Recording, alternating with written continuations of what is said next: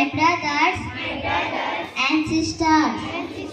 I love my country and I am proud of its rich and very taste.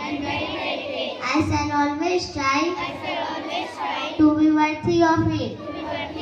I shall respect my parents, teachers and elders. I shall treat everyone with courtesy. To my country and my people, I place my devotion. In their well-being and prosperity alone lies my happiness.